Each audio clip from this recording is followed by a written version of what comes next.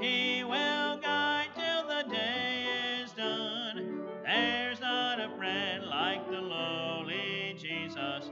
No, not one, no, not one. No friend like him is so high and holy. No, not one, no, not one. And yet no friend is so meek and lowly.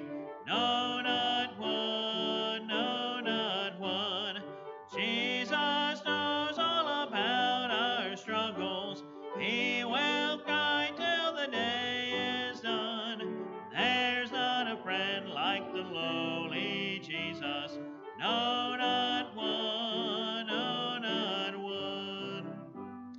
There's not an hour that he is not near us. No, not one, no, not one. No night so dark, but his love can cheer us. No, not one, no, not one. Jesus knows all about our struggles. He will guide till the day is done. There's not a friend like the lowly Jesus. No, not one, no, not one. Did ever saint find this friend forsake him? No, not one, no, not one. Or sinner find that he would not take him? No, not one, no, not one. Jesus knows all about our struggles. He will guide till the day is done. There's not a friend like the lowly Jesus. No, not one, no, not one. Was there a gift like the Savior given? No, not one, no, not one. Will he refuse us a home in heaven? No, not one, no, not one.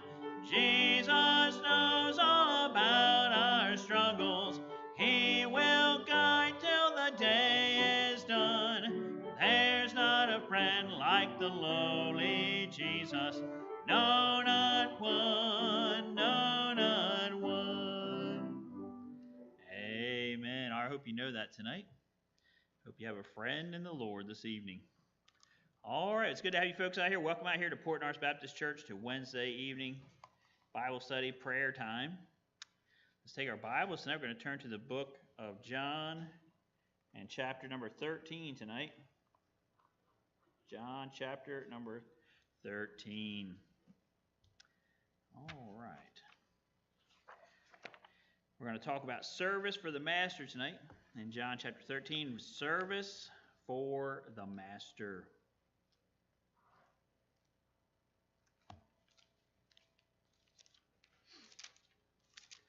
On Sunday night, we talked about love and selfishness. We talked about the contrast between the love that Mary had for Jesus and the love that Judas had for the Lord. And we saw Jesus entering Jerusalem, having the triumphal entry, people hailing him and pulling their clothes and putting them in the road and giving them the royal treatment. Tonight we're going to look at, that was a very public thing that happened. This is a very private situation here in John chapter 13. Jesus wants... He's coming to the end of his ministry here. He wants to teach the disciples some things on a one-on-one personal basis. And so that's why we're here in John chapter number 13. All right. And I am going to read verses 1 through 7. And then I'm going to go to the Lord in a word of prayer. John chapter number 13, verse 1, it says, Now before the feast of the Passover, when Jesus knew that his hour was come, they should depart out of this world unto the Father, having loved his own which were in the world, and he loved them unto the end. And supper being ended, the devil having now put in the heart of Judas Iscariot, Simon's son, to betray him, Jesus, knowing that the Father had given all things into his hands, and he was come from God, and went to God, he rises from supper, laid aside his garments, and took a towel, and girded himself. After that he poureth water into a basin, and began to wash the disciples' feet, and to wipe them with the towel wherewith he was girded. Then cometh he to Simon Peter, and Peter saith unto him, Lord, dost thou wash my feet? Jesus answered and said unto him, What I do thou knowest not now, but thou shalt know hereafter. Let's go to the Lord in a word of prayer. Heavenly Father, we thank you for this night. We thank you for these folks that came out tonight on this chilly evening, Lord, to hear from you. I pray you just help them to get a message, Lord, from you tonight they could use in their lives, myself as well, Lord. Just watch over those that couldn't be here tonight because they're sick, because they're under the weather. I pray you'd help them to get feeling better, Lord. Be back with us soon. And just be with the ones, again, here tonight and watching us online, that you would just give us one thing, Lord, we could take from this message to become better servants for you, Lord, tonight. We ask in Jesus' name we pray. Amen. All right, so we're going to talk about service for the Master tonight. I'm going to keep on reading. I stopped there in verse 7. Let's keep going in verse 8. It says, Peter said unto him, Thou shalt never wash my feet. Jesus answered him, If I wash thee not, thou hast no part with me. Simon Peter saith unto him, Lord, not my feet only, but also my hands and my head. Jesus saith to him, He that is washed needeth not to save wash his feet, but is clean every whit. And ye are clean, but not all. For he knew who should betray him. Therefore said he, Ye are not all clean. So after he washed their feet, and had taken his garments, and was set down again, he said unto them, Know ye what I have done to you? Ye call me Master and Lord, and ye say, Well, for so I am. If I then, your Lord and Master, have washed your feet, ye also ought to wash one another's feet. For I have given you an example, that ye should do as I have done to you. Verily, verily, I say unto you, that servant is not greater than his Lord, neither he that is sent greater than he that sent him. If ye know these things, happy are ye if ye do them. Okay, so we're going to talk about the first thing we're going to talk about tonight is the first rule for service. The first rule for service. You know, Jesus does a very strange thing here after they have this Last Supper together. He puts aside his normal garments, his normal robe, and he puts on the robe of a servant. Okay, and then he performs the duty of a servant by washing everyone's feet. You know, this was normally reserved for the servant that was the lowest on the totem pole. Okay, I mean, you have different levels of everything, right? Seniority and whatnot. So the servant that had the least seniority, they were the ones that would wash everybody's feet. Okay, why is that? Well, it wasn't a very pleasant job. You know, people were out walking the streets, point A to point B. And, you know, in our day, they like talk a lot about emissions from cars, right? They put catalytic converters and stuff on cars to stop the emissions of the cars. Well, back then they didn't have cars, they had animals, okay? And what they don't teach you in school is that animals also have emissions, okay? And the emissions of the animals just lay there on the road, and you're out walking around, right? You figure it out, okay? You're going to step in things and whatnot. And so the person that washed the feet, okay, they were the lowliest of the servants, and yet Jesus was doing this here to them, even though he was their Lord and Master. He was trying to teach them a lesson, okay? It was that Christ had come to earth, not as the ruler who was going to lead Israel to victory over the Romans. That's what a lot of them thought at first that he was going to do. Instead, he had come as a humble man, right? He was born in a manger, right? What is that? It's a feeding trough for an animal. Okay, that was his original first crib. He was adopted son of a carpenter. Okay, again, they was in the line of David, but they were broke. They had no money. They weren't rich. Okay, he had lived in Nazareth, which was considered the wrong side of the tracks by a lot of people. Was a bad area. Okay, and yet, you know, he came to serve and to give his life for us. Okay, that was his goal. Okay, that was his goal. And he came to serve. And he wanted his disciples to understand that just as service has been his ministry on earth, now is going to be their ministry as well. Okay, you know, this thing about feet washing, you know, again, we don't do that here. You know, I know Brother John Lord's disappointed about that. But when you come tonight, I'm not going to get a pan and wash your feet. It's symbolic. Okay, it's symbolic, talking about being humble. Okay, being humble. And the Lord's teaching his disciples that just like I'm humble and I'm washing your feet, I'm doing, you know, something for you, you need to be humble also. Okay, you know, some of the disciples had hoped to become rulers on earth with the Lord, right? They're thinking, hey, the Messiah is coming. His kingdom is coming, I'm going to be one of the 12 that's ruling and reigning with him on earth. And, they are, but that's in the future. Okay, that's in the future. Okay, now they have to be servants. Okay, so the first rule of doing anything for God is that you have to realize that you're the servant and not the master. Okay, again, they used to have those bumper stickers that says, God is my co-pilot. Okay, he doesn't want to be the co-pilot; he wants to be the pilot. Okay, he wants to be the pilot. Why? Because not only does he's the only one that actually knows what they're doing, but also, right, he's supposed to be in charge. Okay, and so, God is supposed to be the master. We're supposed to be the servants. Whatever he tells us to do, we're supposed to do it. Okay, we're supposed to do it. And, also a servant, there are people out there that are going to be a pastor.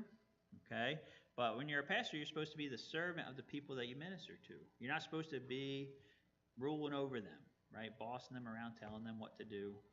Okay, that's not really the job of a pastor. Okay, again, if you're a teacher in the church, if you're a deacon in the church, right, you're supposed to be serving the church. Okay, you're supposed to be serving the people of the church, and some people don't like that. Okay, I've had pastors I've known over the years that wanted to rule, right, in the church. They say, whatever I say goes. I'm going to micromanage everything and make sure that everybody does it this certain particular way that I like to do it. I mean, what's that all about? Okay, and yet, that's not what being a pastor is about. To me, if you're going to have the office of a pastor, you have to say, I'm going to serve God first, others second, and myself last. Right? If you don't have that attitude, you should really do something else. Right? You should be a used car salesman or something else, because being a preacher is not for you. Okay? And again, this is not something that is natural to us. Right? We want ourselves to be first. Okay? And we live in a me first culture. Right? We hate to wait, but we love getting waited on. Okay? I don't know if you've noticed this or not. Ladon and I went to Red Lobster yesterday, up in Deptford, and they had this sign there that says, "We are hiring." And what are they hiring? Waiters, right? People that run the bar, people to cook, all these positions that people don't want to do anymore, right? Why not? Because that's not the glamour job. That's not the fun job, right? That's the job where you have to wait on people and kind of deal with people right there. They don't want to do that anymore, okay? We want other people to do what we say, right? We get the phone out, say, I want some Burger King right now. All right, DoorDash, come here. Like 20 minutes later, some person shows up at your door. Here, have Burger King. All right, thanks. Okay, that's what we want, right? We want people to wait on us. We don't want to wait on people, okay?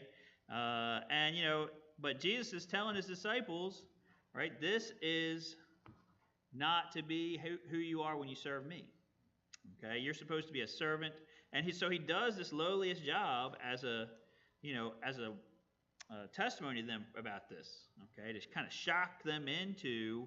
I mean, Peter even says, "Lord, don't wash my feet. This is crazy. Why are you doing this?" Okay, Lord's like, "I'm trying to teach you an important lesson right now, so you're going to sit there and let me wash their feet." Okay, because he wanted them to understand it's very important, and so we need to stop being self-centered, start being God-centered in our lives, okay? Change our focus from ourselves to the Lord, right? Jesus, others, and you, that's the only way to spell joy, okay? And that's the only way to have joy in our life too. And so we start serving the Lord by putting others first. That's the first rule of service for God. So if you want to do service for the Lord, okay, that's it. But we don't see that even with churches today, right? The pastor, they has a successful church. Things are going great. Next thing you know, he's living in a mansion. He's got a jet plane, or maybe 2 or 3 or 4. What's that all about, right? Is this something that a preacher should be doing? No. Okay. And so they're supposed to be serving. Okay. So that's our first rule for service. Also, what is our motivation for service? Look at verse 34 and 35. John 13. We're skipping a little bit here. John 13, verse 34 says, "A new commandment I give unto you, that ye love one another, as I have loved you, that ye also love one another. By this shall all men know that you're my disciples if you have love one to another. So this is what I like to call the 11th commandment. Okay, the 11th commandment. God gave the 10 commandments on Mount Sinai, and all the smoke and all that stuff. The very finger of God wrote on them tablets the 10 commandments. But guess what? Jesus is God. Okay, so he's giving the disciples in this upper room. It's just him and them together. No smoke, no all this other stuff. Not on the top of a mountain. He gives them the 11th commandment. Okay, the motivation behind their service, which is love. Okay, love. Now, it's not puppy love. Okay, it's not, lust. Okay, he tells them to love one another as he has loved them. What is that? That's self-sacrificial love. Okay, self-sacrificial love. And so, Jesus has commanded us to love one another. But we see a lot of churches and Christians divided not because of doctrine, but because they just can't get along with each other. Right? I can't stand them. They don't do what I like. They don't like the things I like. I don't like. They're so annoying. They get on my nerves. Okay, and they tear each other down and talk bad behind each other's back. Okay, churches split because they can't, agree on the color of the carpeting or the, whatever. We don't have any drapes in here, but I've seen some ugly-looking drapes at churches, to be honest. They can't agree on that. Okay, so they have to have a fight over it. And the devil thinks that's great. He loves it. Why? Because he doesn't even have to bother with that church. All right, they're too busy fighting each other to worry about fighting him. So he can just leave them be. Okay? And Jesus said, this is how people are going to know that you're my disciples. You're going to love each other with the same kind of love that I loved you. Okay? And so, that's our challenge. It's not natural. Okay? It's not natural. We're people. People get on our nerves. Okay? People don't do the stuff the same way we do. Well, they don't like the same stuff we like. Okay? And yet we have to kind of set that aside. And we have to say, all right, you know what? I'm going to put them first. Okay? I'm going to love them. And I'm going to treat them like I would want to be treated. Right? Like I would want to be treated. And so, the church, again, has a bad reputation today because the self-centered world is leaking into the church. Right? Churches have become what they call seeker-centered. Right? Seeker-centered. You ever heard that? You probably haven't because we live at the end of the world down here and we don't know all these fancy terms, okay? But what seeker-centered is I'm going to start a new church in Port Norris, so I come in here with a whole bunch of people. We go door to door and knock on the door. We don't give people tracts. We have a clipboard and we say, all right, if you were going to go to church today, what kind of church would it be? Okay? Go. Tell me what you want. You want rock music? You want, the church is going to have a dinner every other week. They're going to, give away free sneakers every month or something. Whatever you want. Okay? And then we write it all down, and then that's what the church is like. Okay? We take a poll, find out what everybody likes, and that's the way the church is. Why? Because that's what people want. Okay? We're not focusing in the church on the Lord, focusing on the people. Okay? And, what happens is, right, that's what you get. You have churches that's got rock music, entertainment. Okay, we got entertainment for the people. The preacher gets up and tells everybody how amazing they are. And great job, everybody. Give yourself a pat on the back and bye. Have a great week. Okay? They give them a positive message of just keep doing what you're doing. Okay? And then, this is what church is about. Okay? For a lot of people today in the United States. Okay? But church is not about what's in it for me. Okay? Church is about coming together, learning, hearing from God, taking what you've learned, and using it to help other people. Okay? Using it to serve others. Okay? Again, there's a church that says come in to, learn and go out to serve.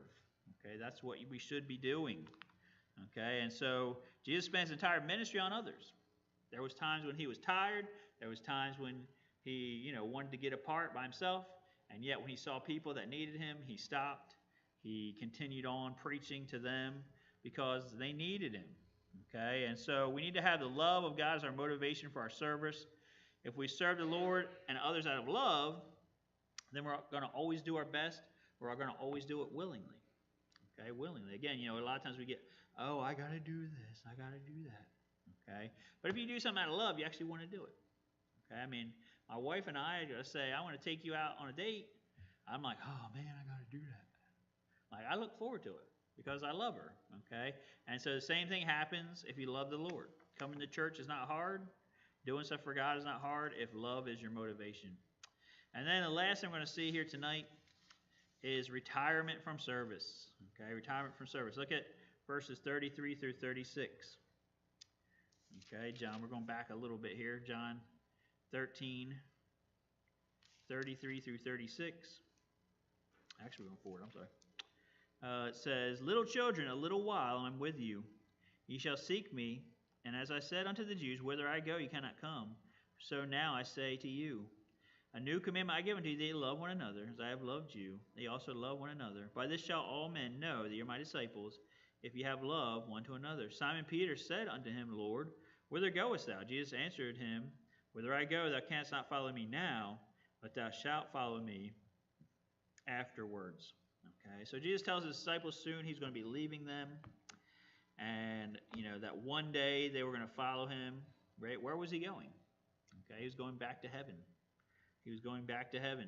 And, he's going to stay a little over 43 days. He was going to be back in heaven. The disciples still had plenty of years of service before they would join him. And, in our society today, the retirement is 65. Okay. That was created in a time when most people died before they got to 65. Okay. So, the government's not stupid. Okay. They're going to give you this retirement. But, if they can make it so most people are dead before then, they're doing okay.